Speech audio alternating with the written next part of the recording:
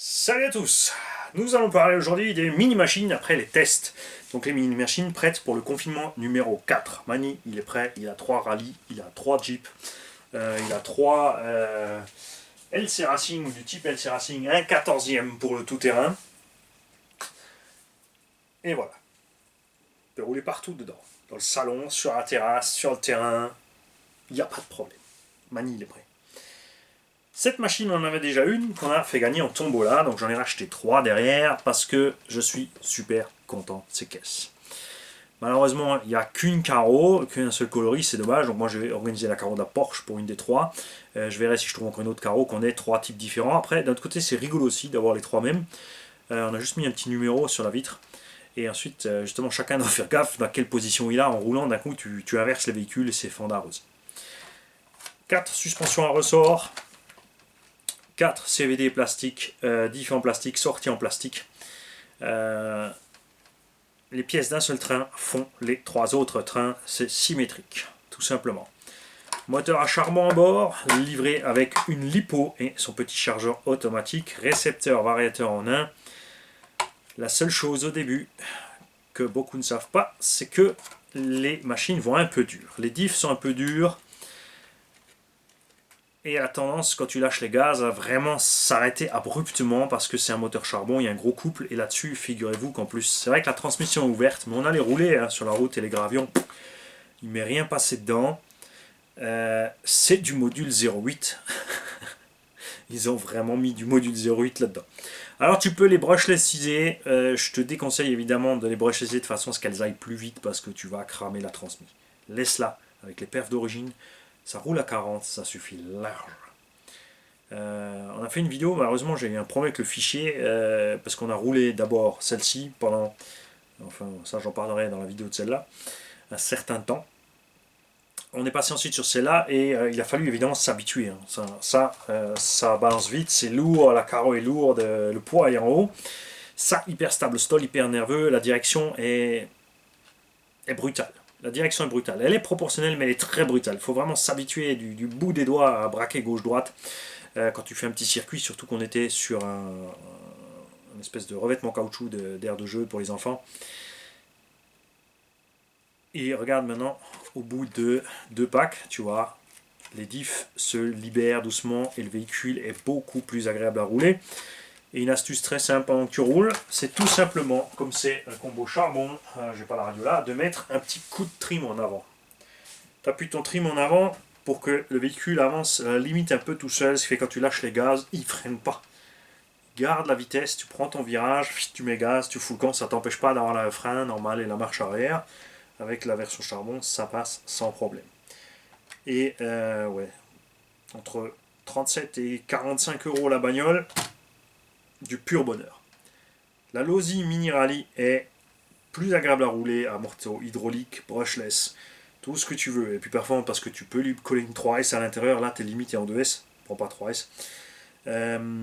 Mais les pneumatiques sont plus agréables de celle-là, ils ont eu la bonité de faire des jantes à déport, donc tu as une voie relativement large. Le véhicule est vraiment super agréable à conduire, en intérieur c'est plus agréable à conduire. Comme dit, c'est un peu brutal au début, il faut s'habituer, c'est vraiment du bout des doigts, les gaz et la direction. Et ensuite, ça commence à venir, ça devient fluide et tu t'en sors super bien.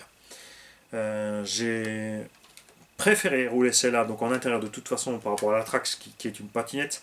Sur la terrasse, c'est pareil. L'avantage de la Trax, c'est qu'elle ne se prend pas dans les rainures, c'est la galère. Sur la route, par contre, avantage à celle-là, sur le revêtement, avantage à celle-là. Mais la Trax, c'est plus grand. C'est pas la même dimension, c'est différent à rouler. On a un peu plus de sensation avec le poids. C'est là que c'est plus agréable. Et ensuite celle-ci, donc la Subotech, la version de cette grosse carrosserie Jeep Subotech a donc le gros inconvénient de tout ce poids. La carrosserie est lourde, l'arceau est lourd, on en a la roue de secours en plus, mais c'est ce qui le rend aussi marrant. Là sur un revêtement dur, enfin un caoutchouc, c'est l'avantage, c'est que ça bouffe pas les pneus, et dans les virages, il faut bien ralentir. Alors la voiture ralentit d'elle-même quand tu braques, mais seulement à fond, donc c'est pas pratique. Ça sert ouais, sur le goudron et des trucs comme ça. Dans l'herbe, c'est l'inverse. C'est mauvais. C'est une catastrophe parce que quand tu braques, le véhicule s'arrête et si l'herbe n'est pas vraiment tondue à ras, tu repars plus, tu es bloqué. Contrairement à la Jeep Subotech que j'avais, qui s'en sortait à merveille, qui avait aucun problème dans l'herbe avec cette hauteur-là, là ça ne passe plus. Là aussi, on a la suspension en ressort, ça suffit large, ça fait le boulot, on a fait des petites rampes. Petite plaque en plexi, on a posé des petites cales de 2-3 cm en dessous, ça fait des jolis sons en longueur. Ça se passe bien. On a fait quelques retournements, quelques tilts. Avec le pare-buffle, on peut bien redresser les autres. Quand tu es à l'envers, un petit coup de pare-buffle dans le toit et tu redresses ton collègue, c'est reparti. Autonomie de malade. On a roulé 50 minutes. Les batteries n'étaient pas vides. On s'est arrêté avant que les batteries soient vides parce qu'on en avait marre. On a les petites LED dedans qui sont fonctionnelles, ça marche. La direction est précise et douce. Le freinage, par contre, est brutal. Et en fait, on a quand même une maladie similaire au Funtech, c'est-à-dire que quand tu touches un peu les freins, ça claque la marche arrière. Il faut freiner fort, mais là, c'est pareil. Sur le revêtement en caoutchouc, c'était vraiment... Et t'étais à l'arrière. Ça te bloquait net les roues. Évidemment, dans la terre, ça se passe bien, ou sur un sol glissant à l'intérieur, tout ça, il n'y a pas de problème. Donc l'avantage de celle-là, c'est qu'elle est plus polyvalente. Tu peux rouler donc intérieur, extérieur. Elle est agréable avec rouler avec ses pneus, sous le coudron, sur les revêtements d'air de jeu, dans le sable un petit peu, ça passe sans problème. Comme dit, le souci c'est cette direction qui coupe les gaz. Je vais me pencher dessus. Je ne sais pas si c'est un mixage dans le récepteur ou si c'est un mixage dans l'émetteur. Enfin le receveur ou l'envoyeur. Salut fan de RC. Ah, c'est pour rire, évidemment, il le sait bien. Lui aussi il se marre, je suis sûr, quand il regarde ses vidéos. Tu peux mettre 2 batteries à bord, mais si tu as des enfants et tu te dis j'achète 2 batteries avec, je les mets en parallèle, ne le fais pas. Parce que toi tu voudras rentrer et le petit va te dire mais papa, la batterie n'est pas finie, tu as dit j'ai le droit de rouler jusqu'à ce que la batterie soit finie, parce qu'avec 2 batteries, tu es parti 2 heures. C'est un truc de dingo. La batterie fait 600 mAh pourtant, et c'est un tout petit mini moteur à charbon. C'est sûr que c'est moins rapide que ça, hein. Ça c'est un petit missile face à ça. Mais j'adore. Alors j'adore vraiment pour la polyvalence, celle-là, ouais, c'est vrai que quand tu es plus axe et piste, celle-là sera facile à conduire pour un petit haut, celle-là ça sera dur parce qu'il aura tendance, comme dit, à mettre trop de gaz, à partir trop fort et du coup partir en cacahuète. Mais je les adore les deux, de toute façon c'est 2 styles différents, mais bon, je veux dire entre 45 et 50 euros, je vote pour. Voilà, tout simplement. Ça, c'est le genre de truc que ça ne me dérangerait pas du tout de voir rebadger chez nous et vendu 70-80 euros. On sait qu'on a la TVA, il y a le service en plus, et on sait aussi que si nous on l'achète 50 euros en Chine, il y a les frais de port inclus dedans, que la boutique chinoise n'encaisse pas non plus, il n'y a pas la TVA, mais si un fournisseur achète ça en lot de 1000, il ne paye pas 50 euros. Hein, une quinzaine d'euros par machine. Garantie.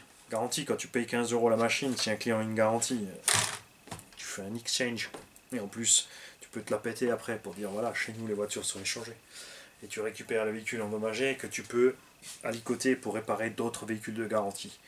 Tu peux sortir après des petits lots promotionnels d'occasion, tu peux sortir des tombolas, tu peux faire des courses, tu peux les prêter, tu peux... Hein,